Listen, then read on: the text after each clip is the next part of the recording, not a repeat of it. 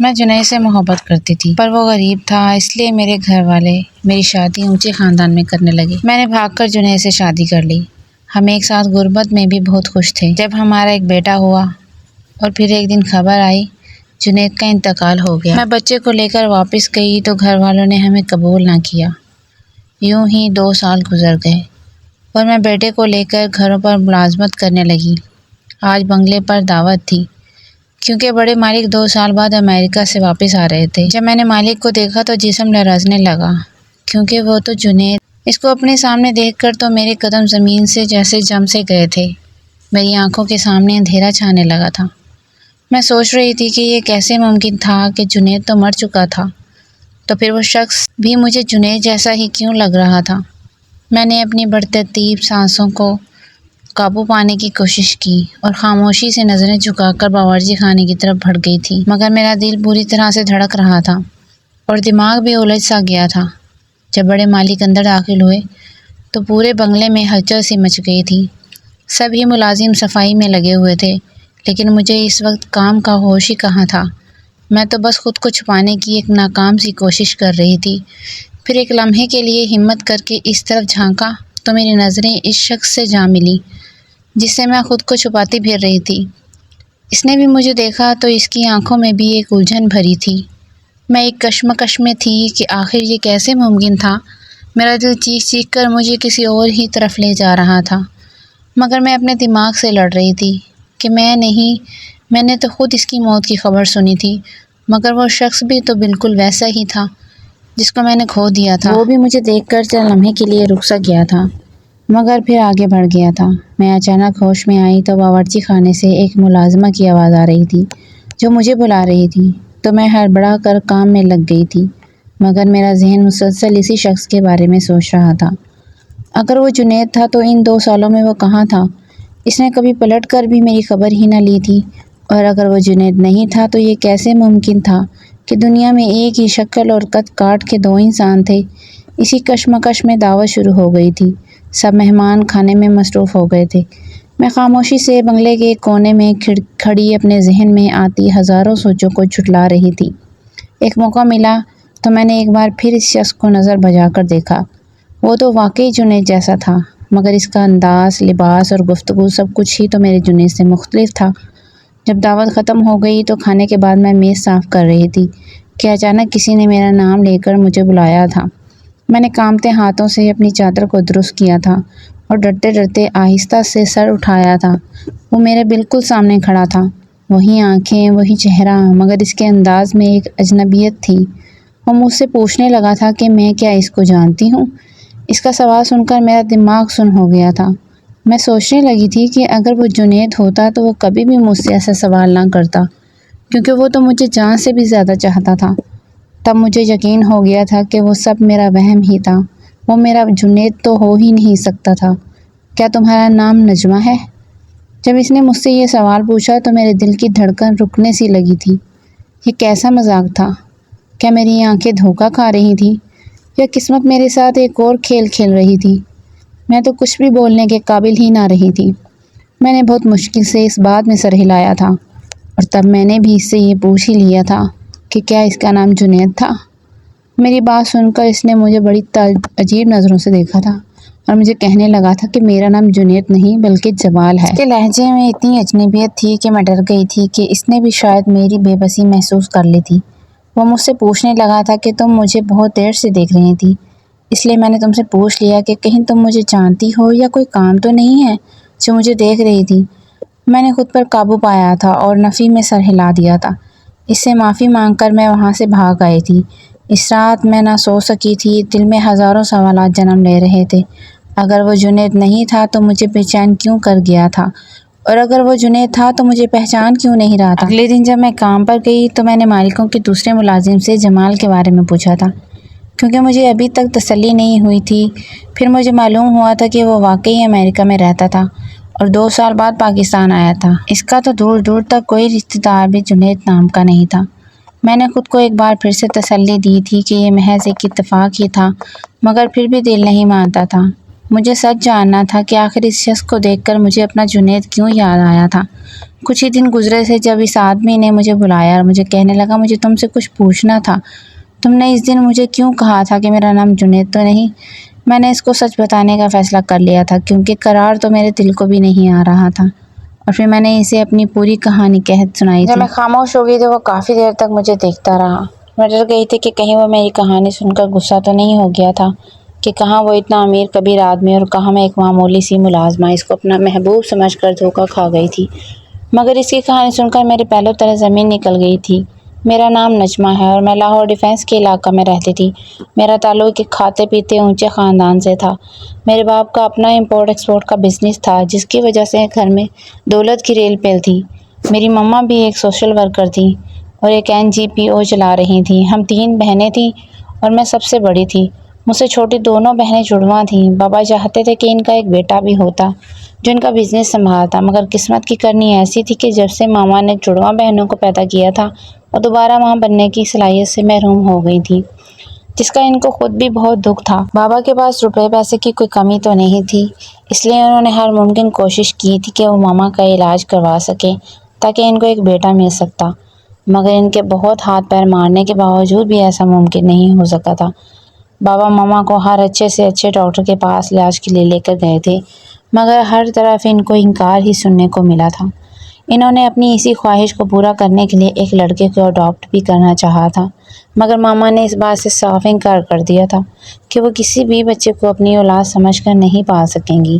ماما نے کہا تھا کہ یہ بس بہت ہمت اور حوصلے والا کام ہوتا ہے کہ کسی کے بچے کو اپنا بچہ سمجھ کر پیار دینا، اور وہ ویسی ہمت نہیں رکھ سکتی تھی کیونکہ وہ ہم تینوں بہنوں سے بے تحاشا پیار کرتی تھی۔ ان کو ڈر تھا کہ کہیں ایسا نہ ہو کہ ہماری وجہ سے کسی دن وہ اس اڈاپٹڈ لڑکے کے ساتھ کوئی ناانصافی نہ کر بیٹھے۔ اس بات پر ماما اور بابا کی کافی بحث بھی ہوئی تھی، مگر جیت ماما کی ہی ہوئی تھی کیونکہ وہ بھی اپنی بات میں بالکل ٹھیک تھی، اور بابا کو مجبوراً اپنے بیٹے کی خواہش کو دل میں ہی دبانا پڑ گیا تھا۔ بابا نے بے شک اپنے بیٹے والی خواہش چھوڑ دی تھی، لیکن وہ تب سے ہی یہ ارادہ کر چکے تھے کہ مجھے ہی اپنا بیٹا بنائیں گے اور اپنا سارا بزنس میرے حوالے کر دیں گے۔ اسی لیے انہوں نے بچپن سے ہی مجھے باقی دونوں بہنوں سے زیادہ پیار اور توجہ دی تھی۔ میری ہر بات کو انہوں نے سب سے پہلے مانا اور پورا کیا تھا۔ بابا نے ہمیشہ مجھے ہی دونوں بہنوں پر زیادہ فوقیت دی تھی کیونکہ میں ہی تو تھی جس نے کامیاب ہو کر ان کا بزنس سنبھالنے کے لیے ساتھ ساتھ مزید پھیلانا بھی تو تھا۔ مجھے بھی اس بات پر بہت فخر ہوتا تھا کہ بابا سب سے زیادہ مجھ سے پیار کرتے ہیں اور مجھے ہی زیادہ اہمیت دیتے ہیں۔ اسی وجہ سے بابا نے مجھے شروع سے ہی اپنے ساتھ بزنس میٹنگز میں لے جانا شروع کر دیا تھا۔ وہ مجھے چھوٹی چھوٹی چیزیں سکھاتے تھے، جیسے کہ بزنس کے معاملات کیسے طے کیے جاتے ہیں، مارکیٹ کے اتار چڑھاؤ پر نظر کیسے رکھی جاتی ہے اور کس طرح ایک اچھا معاہدہ کیا جاتا ہے۔ میں نے بچپن سے ہی ان کی باتوں پر غور کرنا شروع کر دیا تھا، اور جب میں نے گریجویشن مکمل کر لی تو بابا نے مجھے لندن بھیج دیا تاکہ میں بزنس کے متعلق مزید معلومات حاصل کر سکوں۔ ماما تب پہلی بار بابا سے کہنے لگی تھی کہ انہوں نے مجھے کچھ زیادہ ہی سر پر چڑھا لیا تھا کیونکہ وہ میری ہر ضد اور ہر خواہش کو پوری کرتے تھے۔ ماما کا خیال تھا کہ میری پڑھائی مکمل ہونے کے بعد وہ عام لڑکیوں کی طرح میری بھی شادی کر کے مجھے اپنے گھر کر دیتے، مگر بابا تو میرے بارے میں کچھ اور ہی سوچ کر بیٹھے تھے۔ وہ مجھے ملک کی سب سے نامور بزنس وومن بنانا چاہتے تھے۔ میں بھی ان کا خواب اور ان کی خواہش پوری کرنے کے لیے دل سے محنت کر رہی تھی، مگر میں نہیں چاہتی تھی کہ بابا اپنی خواہش میں اس حد تک سنجیدہ رہے کہ ان کو میری اپنی زندگی کی خوشی کی بھی کوئی پرواہ ہی نہیں تھی، اور اس بات کا اندازہ ہوتے ہوتے مجھے بہت دیر لگ گئی تھی۔ کاش مجھے اس بات کا اندازہ پہلے ہو گیا ہوتا کہ بابا کو صرف اور صرف اپنے بزنس سے ہی غرض تھی، اور اپنے بزنس کے سامنے ان کو اپنی سب سے لاڈلی بیٹی کی خوشی بھی نظر نہیں آتی تھی۔ ماما نے بابا کو بہت بار کہا تھا کہ وہ مجھے اپنے ساتھ بزنس میں اس حد تک نہ گھسیٹے کہ میں بھی زندگی کو بھرپور طریقے سے جینا ہی بھول جاؤں، مگر بابا نے ماما کو صاف صاف کہہ دیا تھا کہ اگر انہوں نے بابا کو ایک بیٹا اڈاپٹ نہیں کرنے دیا تھا تو پھر ایک بیٹی پر تو وہ اپنی مرضی کی زندگی مسلط کر ہی سکتے تھے، اور ماما بابا کی اس بات پر خاموش ہو جاتی تھی۔ اور ان کو زندگی میں پہلی بار اپنی محرومی کا احساس ہوا تھا، مگر وہ کچھ نہیں کر سکتی تھی، اس لیے انہوں نے بابا کو ان کے حال پر ہی چھوڑ دیا تھا۔ بابا بہت زیادہ ایکسائٹڈ تھے کہ مجھے لندن بھیج رہے تھے، اور لندن سے واپس آنے کے بعد ان کا سارا بزنس میں نے ہی سنبھال والی تھی، مگر اس وقت کوئی بھی نہیں جانتا تھا کہ لندن جانے کے بعد نہ صرف بلکہ میری ہم سب کی زندگی بدلنے والی تھی۔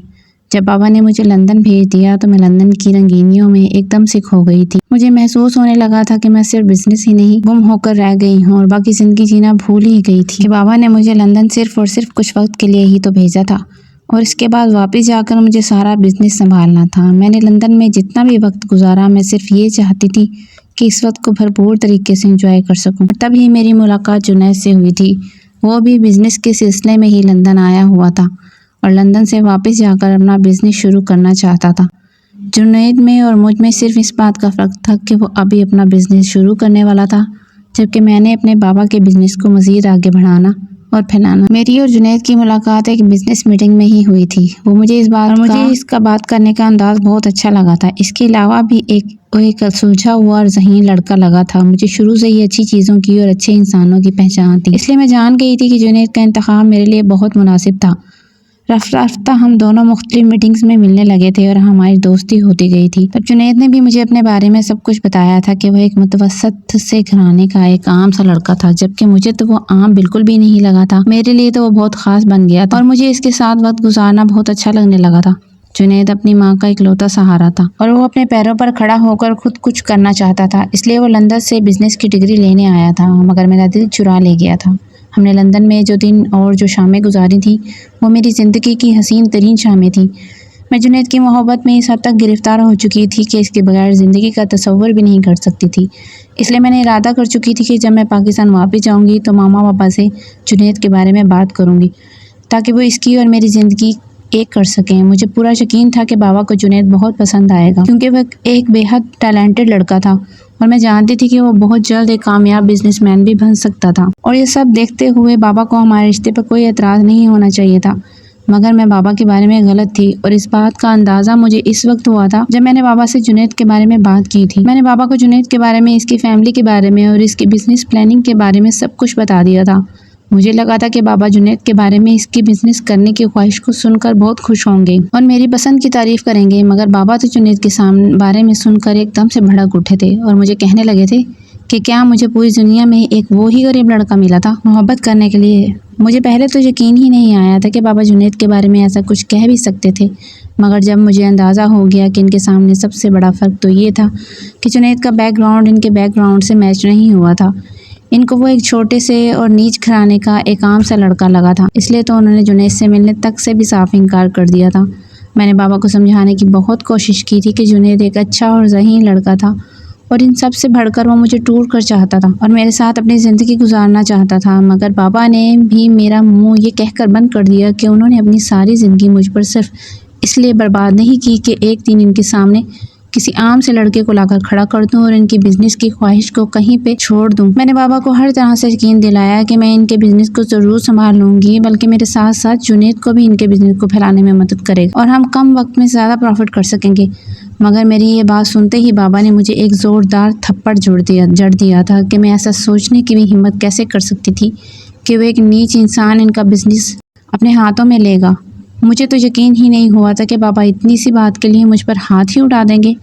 انہوں نے تو ساری زندگی کبھی مجھ سے اونچی آواز میں بات تک نہیں کی تھی، اور جب میں نے ان کے سامنے اپنی پسند کا اظہار کیا تو ان کو فیملی بیک گراؤنڈ یاد آ گیا تھا۔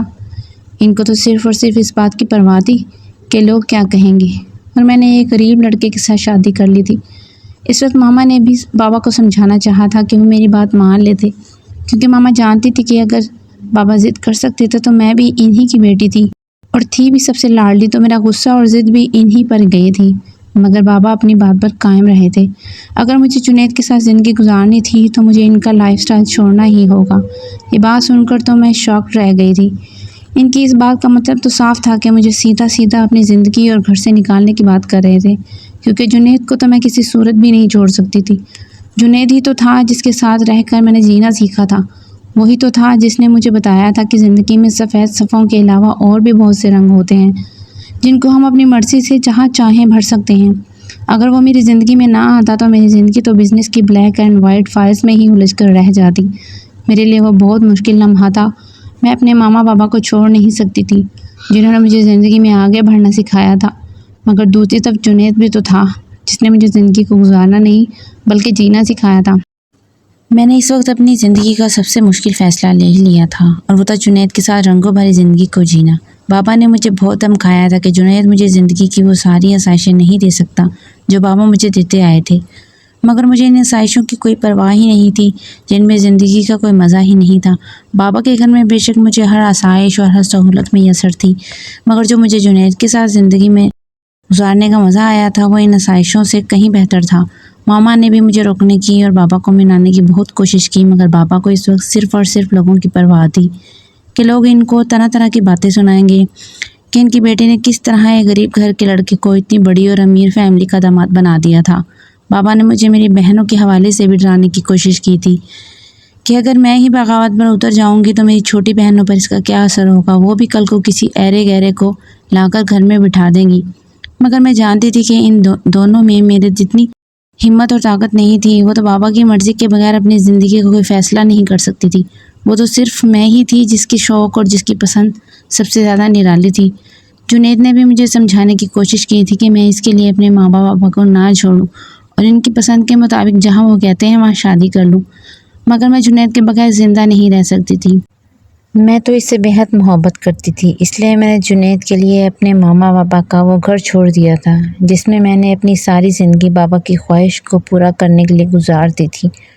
بابا کا وہ بڑا سارا گھر چھوڑتے ہوئے مجھے دکھ ضرور ہوا تھا، مگر میرے دل میں کہیں نہ کہیں یہ امید باقی تھی کہ ایک نہ ایک دن جب جنید کامیاب بزنس مین بن جائے گا تو بابا مجھے ضرور معاف کر دیں گے اور میرے ساتھ ساتھ جنید کو بھی اپنا لیں گے اور میں دوبارہ سے اپنے گھر میں جنید کے ساتھ واپس آ جاؤں گی۔ مگر میری یہ بہت بڑی غلط فہمی تھی کہ میں نہیں جانتی تھی کہ آگے میرے ساتھ زندگی میں کیا ہونے والا تھا۔ میں نے جنید کے ساتھ نکاح کر لیا تھا اور اس کے چھوٹے سے سادہ سے گھر میں آ گئی تھی جہاں پر اس کی بوڑھی ماں اکیلی رہتی تھی اور جنید ہی ان کا واحد سہارا تھا۔ جنید کی امی ایک بہت زندہ دل عورت تھی، انہوں نے مجھے بہت محبت سے اور خلوص سے قبول کیا تھا۔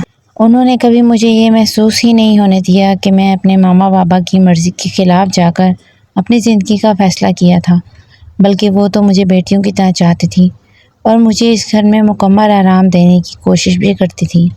جنید کے ابو ایک آرمی آفیسر تھے اور وہ کچھ عرصہ پہلے ہی فوت ہوئے تھے، اس لیے وہ ہی اپنی بوڑھی ماں کے ساتھ رہتا تھا اور خود سے کچھ کرنے کی کوشش میں لگا ہوا تھا۔ مجھے لگا تھا کہ بابا کا گھر چھوڑنے کے بعد میں اور جنید مل کر بہت بڑا بزنس شروع کر لیں گے، مگر یہ میں بھول گئی تھی کہ اس وقت میرے بابا ملک کے ایک جانے مانے بزنس مین تھے اور وہ اپنی ضد کے لیے کچھ بھی کر سکتے تھے۔ شروع کے چند دن میرے اور جنید کے بہت اچھے گزرے تھے، ہم دونوں ساری دنیا کو بھول کر ایک دوسرے میں مگن ہو گئے تھے۔ ہمیں لگتا تھا جیسے ہم دونوں مل کر ساری دنیا کو فتح کر لیں گے۔ میں جانتی تھی کہ جنید ایک بہت ذہین لڑکا تھا اور اپنی محنت سے بہت جلد ایک بہت بڑا بزنس کھڑا کر سکتا تھا، اور مجھے لگتا تھا کہ تھوڑے سے انتظار کے بعد میں وہ ساری آسائشوں کو دوبارہ سے حاصل کر سکتی تھی جو کہ مجھے اپنے بابا کے گھر میں ملی ہوئی تھی۔ اس لیے میں نے ہر قدم پر جنید کا ساتھ دیا تھا۔ جنید کو ایک بزنس شروع کرنے کے لیے کسی کے ساتھ بہت اچھی پارٹنرشپ چاہیے تھی اور لندن جانے سے پہلے وہ بہت سے بزنس مینز کے ساتھ اس بارے میں بات کر کے کیا تھا۔ بہت سے لوگ اس کے ساتھ پارٹنرشپ کرنے کے لیے بھی تیار تھے۔ جب جنید نے بزنس کے لیے گھر سے قدم نکالا تو ہر ایک نے اس کو انکار کر دیا تھا۔ ہمیں سمجھ ہی نہیں آئی تھی کہ آخر ایسا کیوں ہوا تھا، کیونکہ پہلے تو سب کے اس کے ساتھ بزنس کرنا چاہتے تھے، پھر سب نے ایک دم سے انکار کیوں کر دیا تھا، اور پھر مجھے اس بات کی سمجھ آ گئی تھی کہ یہ سب کچھ میرے بابا کا ہی کیا ہوا تھا۔ انہوں نے ہر ایک بزنس مین کو سختی سے منع کر دیا تھا کہ کوئی بھی جنید کے ساتھ کاروبار نہیں کرے گا، کیونکہ وہ مجھے یہ دکھانا چاہتے تھے کہ جنید ایک غریب لڑکا تھا اور وہ اپنی زندگی میں کچھ بھی نہیں کر سکتا تھا۔ وہ سب کچھ اس لیے کر رہے تھے کہ تاکہ جنید مجھے وہ ساری سہولتیں نہ دے سکتا جن کی میں عادی تھی، اور جب جنید میری ضروریات پوری نہ کر سکتا تو میں خود ہی جنید کو چھوڑ کر ان کے پاس چلی جاتی اور ان کے سامنے اس بات کا اقرار کر لیتے کہ ان کی بات نہ مان کر میں نے جو فیصلہ کیا تھا وہ میری زندگی کا غلط فیصلہ تھا، اور مجھے اپنی غلطی کا احساس ہوا تھا جب میں ان کے پاس واپس چلی گئی تھی۔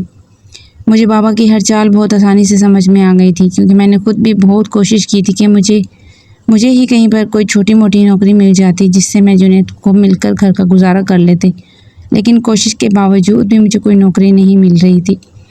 میں جس بھی جگہ پر جاتی ہر کوئی مجھے انکار کر دیتا۔ میں حیران تھی، مجھے تو سبھی جانتے تھے، میرے بابا سے بھلا کون واقف نہیں تھا؟ اس کے باوجود بھی کوئی بھی مجھے کام دینے کو تیار ہی نہیں تھا۔ میں نے بڑی بڑی کمپنیوں کو چھوڑ کر چھوٹی چھوٹی کمپنیوں میں نوکری کی تلاش کرنا شروع کر دی تھی، اور جنید کو بھی یہی مشورہ دیا تھا کہ فی الحال وہ بزنس کرنے کا ارادہ بدل دے اور کوئی چھوٹا موٹا کام کر لے جس سے ہم اپنے گھر کا گزارا تو کر سکیں، مگر کوشش کے باوجود ہمیں کوئی کام ملا ہی نہیں تھا۔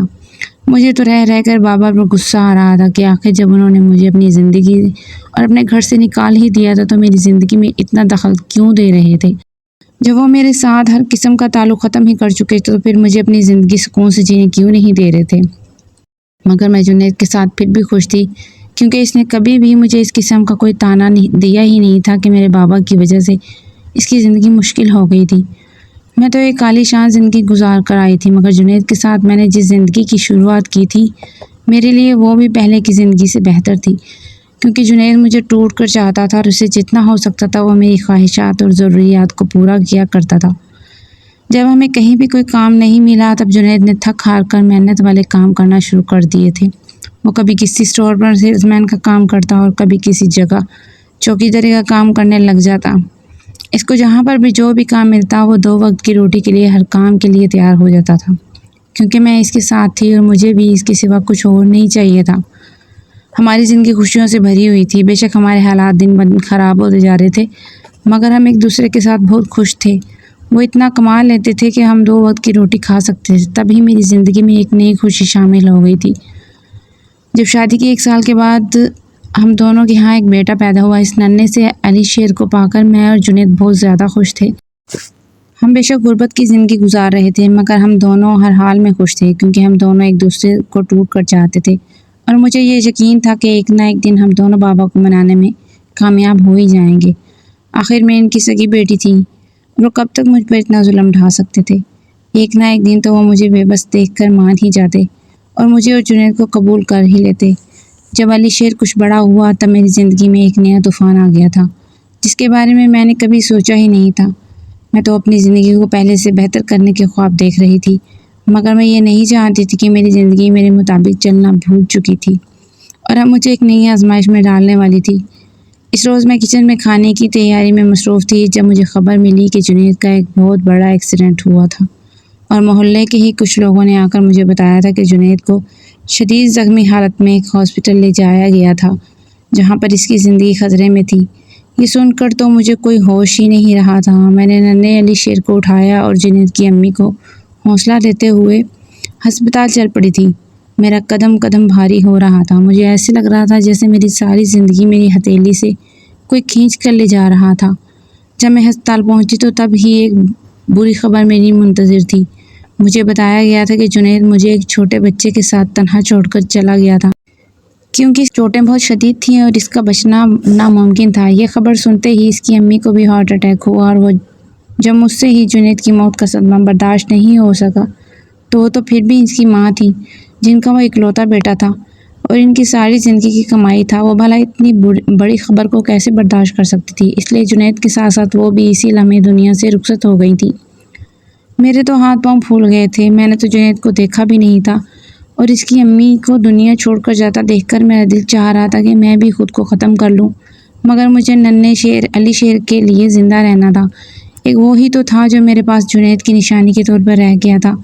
میں نے بہت ہمت کی تھی اور جنید کے اسی دوست کے ساتھ گھر واپس آ گئی تھی، جس نے ہمیں جنید کے ایکسیڈنٹ کی خبر دی تھی، مگر خالی گھر کو دیکھتے ہی میں چکرا کر گر پڑی تھی، اور 4 دن بے ہوش رہنے کے بعد جب مجھے ہوش آیا تو جنید اور اس کی امی کی آخری رسومات ادا کر دی گئی تھیں۔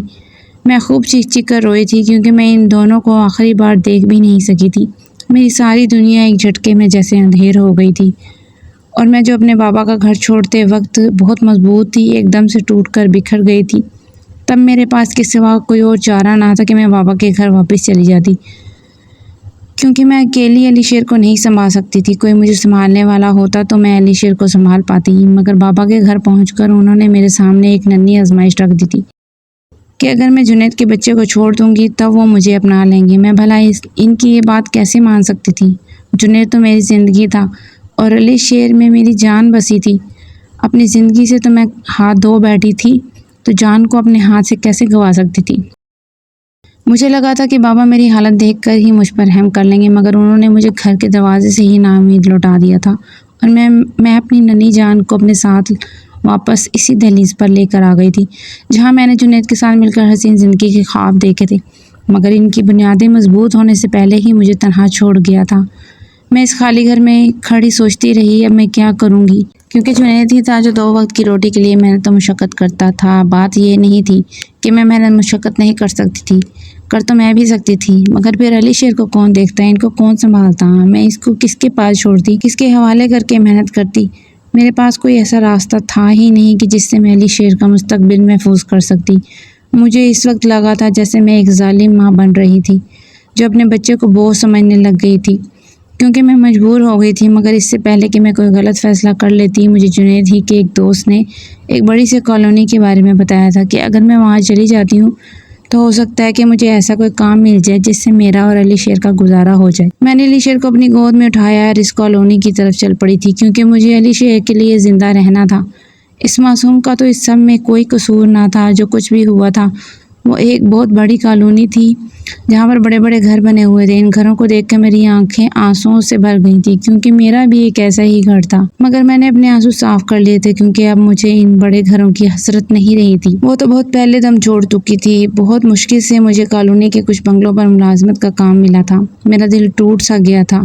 میرے پاس اتنی بڑی بڑی ڈگریاں تھیں، میں ایک امیر بزنس مین کی بیٹی تھی، مگر اس کے باوجود 2 وقت کی روٹی کے لیے مجھے انہی بنگلوں میں ملازمہ بنا رہنا، اور یہ سب صرف اور صرف میرے بابا کی وجہ سے ہوا تھا۔ مگر میں نے اپنے بیٹے کے لیے وہ سب بھی قبول کر لیا تھا جس کے بارے میں نے کبھی سوچا بھی نہیں تھا۔ مجھے اس کالونی میں کام کرنے کا ایک فائدہ یہ بھی ہوا تھا کہ اسی کالونی میں ملازموں کے لیے کچھ کوارٹر بنے ہوئے تھے، اور جو ملازم دور سے آتے تھے وہ وہیں پر رہتے تھے۔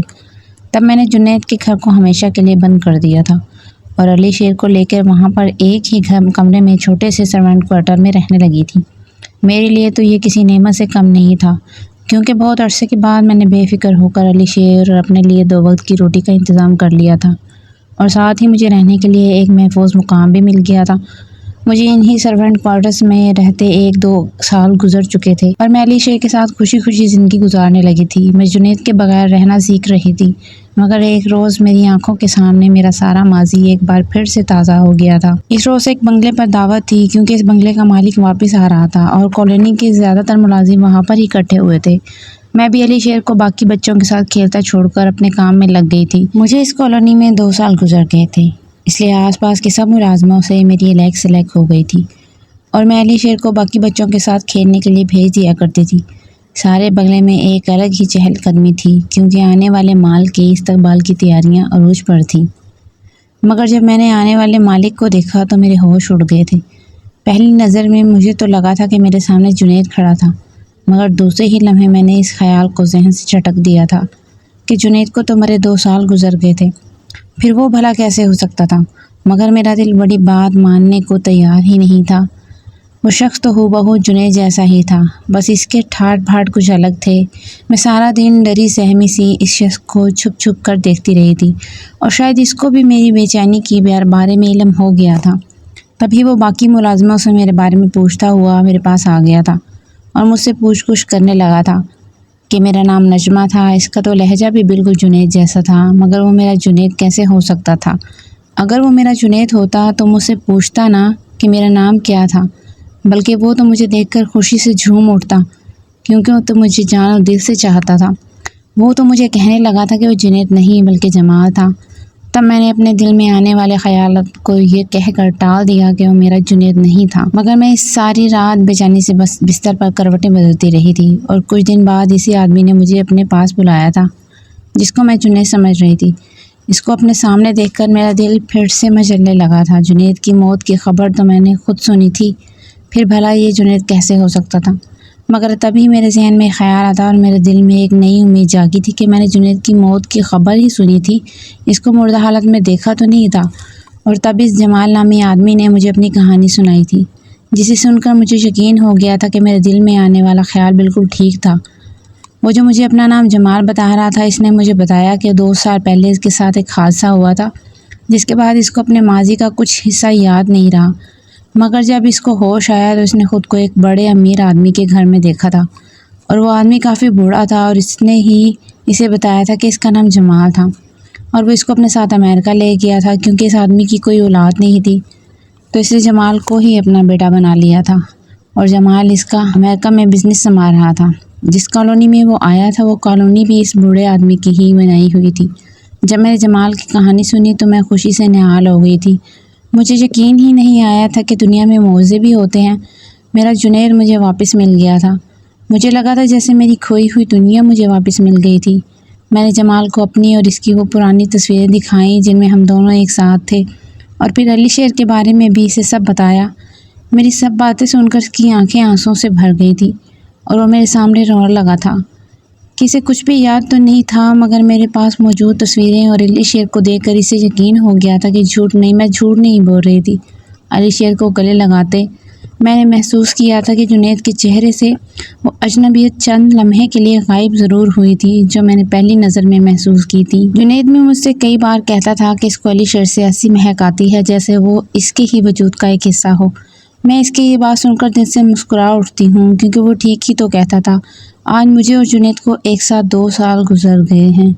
وہ مان گیا ہے کہ وہ میرا ہی جنید ہے، کیونکہ وہ بھی اس بات کا اقرار کرتا ہے کہ میرے اور علی شیر کے قریب آنے پر اس کا دل ویسے ہی بے قرار ہوتا ہے جیسے کہ میرا ہوا کرتا ہے۔